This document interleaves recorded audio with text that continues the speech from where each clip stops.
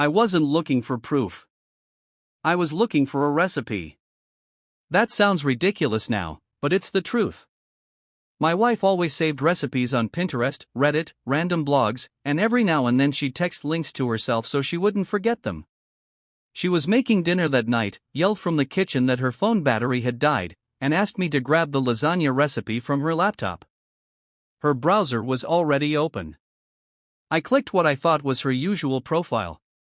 It wasn't. The username was different. Different photo. Different bio. No real name. At first I figured it was an old account she forgot about. We all have those. But the page wasn't abandoned. It had been active that same morning. I remember staring at the screen longer than I should have. My stomach tightened for no reason I could explain. We'd been married for 11 years. We had a daughter, a mortgage, routines so predictable that weekdays blurred together. We argued about bills, laughed at stupid TV shows, planned vacations we rarely took. Nothing about my life suggested I was seconds away from discovering that I had never really known the woman sleeping beside me. Curiosity can be an ugly thing. I knew I should have closed the browser, copied the recipe, and walked away. Instead, I clicked. The account looked nothing like the woman I came home to every evening. My wife rarely posted online under her real name. She always said social media was exhausting and fake. Yet this profile was alive every single day. She uploaded carefully edited photos I'd never seen before. Weekend cafe visits that supposedly happened while she was running errands. Pictures from bookstores, parks, rooftop bars, even hotel lobbies. Some were selfies, some were clearly taken by someone else. The comments unsettled me even more. People knew her there. They joked about inside stories, remembered places they'd visited together, asked when they would meet again. She answered with warmth and confidence that felt strangely unfamiliar. Then I noticed something else. She never mentioned me. Not once. According to that account, she wasn't a married woman with a family. She presented herself as independent, spontaneous, and completely unattached. I kept refreshing the page, hoping I'd misunderstood something. Instead, every new post made me feel like I was reading the diary of a stranger wearing my wife's face. I tried to convince myself there had to be an innocent explanation. Maybe she wanted privacy. Maybe it was just an escape from everyday life. People create online personas all the time, right? I repeated those excuses until they almost sounded reasonable. But once I had seen the account, I couldn't stop noticing things I'd ignored for years. She had become unusually protective of her phone. It never left her hand anymore, even when she showered. If a notification appeared while we were watching television, she'd tilt the screen away without thinking. She also started volunteering for errands she'd always hated. Grocery shopping suddenly took 2 hours. Picking up dry cleaning somehow required driving across town. When I asked where she'd been, her answers were casual, almost rehearsed. The biggest red flag was how calm she always seemed afterward. Not guilty. Not nervous. Just lighter. As if those mysterious trips gave her something our home no longer could. For the first time since we married, I found myself watching my own wife instead of trusting her. That realization hurt more than I wanted to admit. For almost a week, I said nothing. I went to work, came home, helped our daughter with homework, laughed when I was supposed to laugh, and pretended everything was normal. Inside, though, my mind never stopped racing. Every night after she fell asleep, I found myself thinking about that second account. I replayed every conversation we'd had over the past year, searching for moments that suddenly felt different. Birthdays she'd missed because of work. Late meetings that ended with expensive cocktails on the credit card. Weekend mornings when she claimed she needed time alone. One evening, I opened the account again. That's when I found the direct messages. Most were harmless conversations with friends, but one name appeared over and over again. His profile picture showed an ordinary-looking man with a crooked smile. Their messages stretched back nearly 2 years. The newest one simply read, I still can't stop thinking about yesterday. Her reply came 3 minutes later. Neither can I. I already miss you. I felt my hands go numb. Until that moment, I had only suspected she was hiding something. Now I was terrified to learn how much. I wish I could say I closed the laptop right then. I didn't. I opened the conversation. At first, it looked harmless. They joked about movies, complained about work, sent each other pictures of coffee in bad weather. If I'd found only those messages, I probably would have convinced myself they were just friends. Then I kept scrolling. The tone changed gradually, almost so slowly that it was easy to miss. Compliments became flirting. Flirting became inside jokes that only two people falling for each other could understand. Then came the photos. Nothing explicit, but intimate enough to make my chest tighten. Selfies taken in hotel mirrors. A picture of her hand resting on someone else's arm. A caption that read, "Wish today never had to end." His response was immediate. "Next weekend." Same place? Her answer was only 3 words. "I can't wait." I stared at the screen until the words blurred. My wife hadn't just invented another version of herself online. She had built an entire relationship inside it. And judging by the dates, it had been happening while I was at home believing our marriage was simply going through a rough patch. The worst part wasn't reading that she loved someone else. It was realizing exactly where I had been while those messages were being sent. One exchange mentioned a Saturday afternoon at a small lakeside hotel. I remembered that day perfectly because our daughter had a fever. My wife kissed her forehead, apologized, and said she had an emergency meeting she couldn't miss. I spent the entire day making soup, checking temperatures, and reassuring our little girl that mom would be home soon. Meanwhile, according to the messages, my wife was lying beside another man, joking that she almost canceled because she felt guilty for 5 whole minutes. I had to stop reading. I actually ran to the bathroom because I thought I was going to throw up. Looking into the mirror, I barely recognized myself. My face was pale, my hands were shaking, and I kept asking the same question out loud. How long? Not who. Not why. How long had my life been built on lies? When I walked back into the bedroom, she was asleep beside our daughter, who had crawled into our bed sometime during the night. The scene looked peaceful. I had never felt more alone. I didn't confront her the next morning.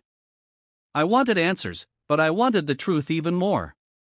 If I exploded immediately, she'd probably deny everything, delete the account, and I'd spend the rest of my life wondering what I hadn't seen. So I started paying attention. It was amazing how many lies become visible once you know they exist. She smiled at texts that supposedly came from her sister. She suddenly cared about clothes she'd never worn around me.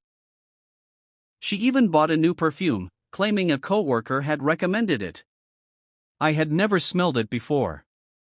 A few days later, she announced another late meeting.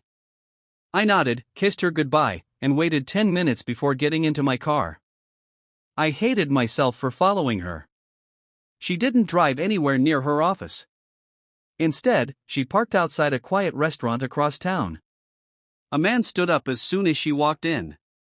He hugged her like he'd been waiting all day. Then he kissed her. Not awkwardly.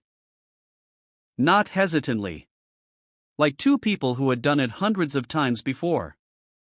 That was the moment every last excuse I had invented finally died. I sat in my car for what felt like an hour, even though it couldn't have been more than 15 minutes. Part of me wanted to storm inside, drag her out, and force both of them to explain themselves in front of everyone. Another part wanted to drive away and pretend I'd never seen any of it. Instead, I did something I still don't fully understand. I took a picture through the windshield. It wasn't a great photo. Their faces were partly turned away, and the restaurant windows reflected the streetlights. But it clearly showed them sitting close together, her hand resting on his, both of them smiling in a way I hadn't seen in years. Then I went home. When she returned that night, she complained about how exhausting the meeting had been. She even joked that her boss owed everyone dinner after making them stay so late. I looked at her across the kitchen table and listened to every word. She lied so naturally. Not once did her voice shake. Not once did she hesitate. That scared me almost as much as the affair itself. It meant she'd been practicing this version of our marriage for a very long time. I confronted her 2 nights later. I waited until our daughter was asleep, locked the bedroom door, and placed my phone on the nightstand. She looked confused. "What's going on?" I opened the picture I'd taken at the restaurant and slid the phone across the bed. She glanced at it for less than a second before looking away. For a long moment, neither of us spoke. Finally, she whispered, "It's not what you think." I actually laughed. Not because anything was funny, but because those words sounded so absurd after everything I'd already seen. "I know about the account," I said quietly. Her face drained of color. "I've read the messages." She sat down without saying a word. "I know about the hotels. I know about the weekends. I know you've been lying to me for years." Tears filled her eyes almost instantly. "I was going to tell you." "No," I answered. "You were going to keep telling me another meeting had run late." She covered her face with both hands. For the first time since I found the account, she stopped pretending. And I finally heard the silence that had been hiding between us for years. Her first confession wasn't actually a confession. It was an explanation. She said she had been lonely.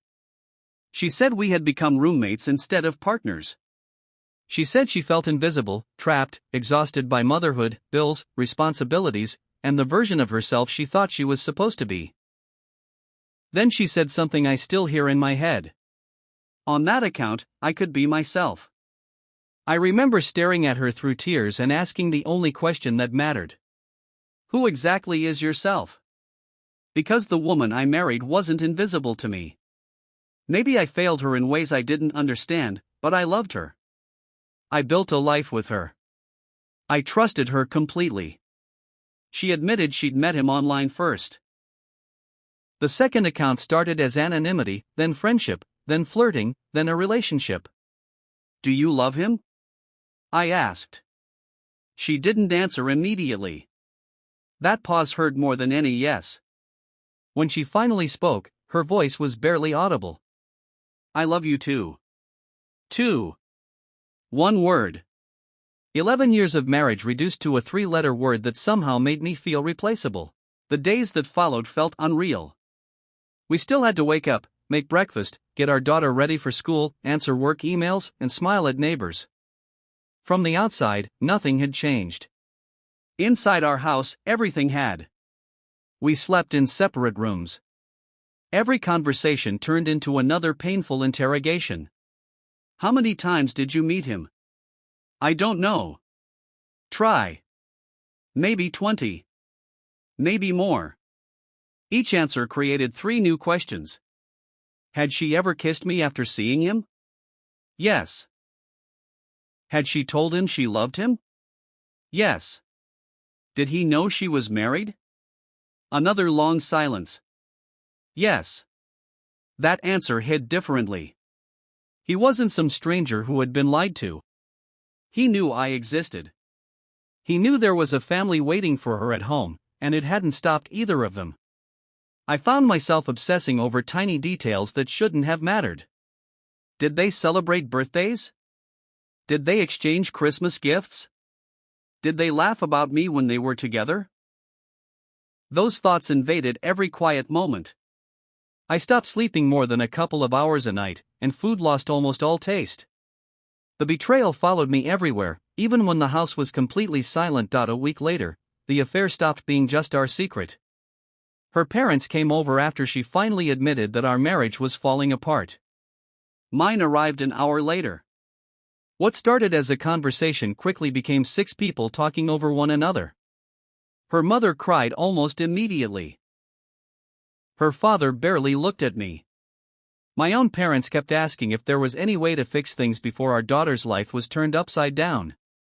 My wife admitted the affair but insisted it had never been about replacing our family. She kept saying she had split herself into two lives and somehow believed she could keep both forever. I remember looking around the living room and thinking how absurd it all felt. Everyone wanted an explanation that would make sense. There wasn't one. When our daughter came downstairs unexpectedly, the room fell silent. She looked from one tear-streaked face to another and quietly asked if someone had died. No one answered.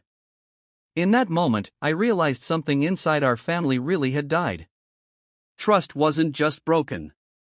It was gone, and none of us knew what life would look like without it. We tried counseling because it seemed like the responsible thing to do. For 3 months, we sat across from a therapist who asked careful questions and encouraged us to speak honestly. Some sessions ended with hope. Most ended with one of us crying in the parking lot. My wife said she had cut off all contact with him. She deleted the second account while I watched. I expected that to make me feel better. It didn't. Deleting an account couldn't erase 2 years of lies. I checked her phone more often than I wanted to admit. Every delayed text made my heart race. Every business meeting sounded like another excuse waiting to happen. I hated the person I was becoming. Suspicious. Controlling. Constantly searching for evidence. One evening she quietly asked, "Do you think you'll ever trust me again?" I wanted to say yes. Instead, I answered with the truth. I don't know. The look on her face was devastating because I realized she finally understood something I had known since the night I found that account. Some things can be forgiven. Not everything can ever be believed again. In the end, there wasn't one dramatic moment that ended our marriage. No screaming. No shattered dishes. No final argument. Just exhaustion. We spent almost a year trying to rebuild something that no longer existed. Every small step forward was followed by another memory that pulled us back. A restaurant would remind me of the photo. A notification sound would remind me of the messages.